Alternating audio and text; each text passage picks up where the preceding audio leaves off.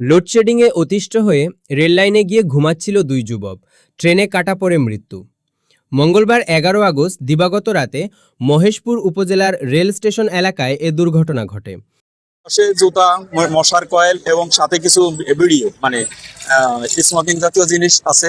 এইভাবেই আমরা এসে দেখছি। তবে সম্ভবত রাতের জাহানাবাদ ট্রেনটা যেটা ঢাকা থেকে খুলনা উদ্দেশ্যে রওনা ছিল ওইদিকে, যেহেতু লাশটা ওইদিকে গেছে, এইটাই আমাদের ধারণা। কয়েল ধরাইয়া বসে রয়েছে, নিশা করতে করতে ঘুমাই পড়ছে। ঘুমাই পড়ছে না, সে নেই, গাড়ি তো অনেকবার হুইসেল দিছে, সে হুইসেল দিলে ওরা উৎসাহ নেই, ওরা ঘুমাই রয়েছে। কি করবে, গাড়ি তো থামাইতে পারে নাই, ও গাড়ি টানতে নিয়েছে। নিহতরা হলেন মহেশপুর ইউনিয়নের বাইখোলা গ্রামের শাহ আলম গাজীর ছেলে হাসিব গাজী ২০ এবং নোয়াপাড়া গ্রামের বাবুল শেখের ছেলে মেহেদি শেখ ২৫। রাজবাড়ী রেলওয়ে পুলিশের ভারপ্রাপ্ত কর্মকর্তা ওসি জানান, ঘন ঘন লোডশেডিংয়ের কারণে ওই দুই যুবক ঘর থেকে বের হয়ে রেললাইনের উপর ঘুমিয়ে পড়েছিলেন। হঠাৎ খুলনাগামী জাহানাবাদ এক্সপ্রেস ট্রেন তাদের উপর দিয়ে চলে গেলে ঘটনাস্থলেই দুজনের মৃত্যু হয়।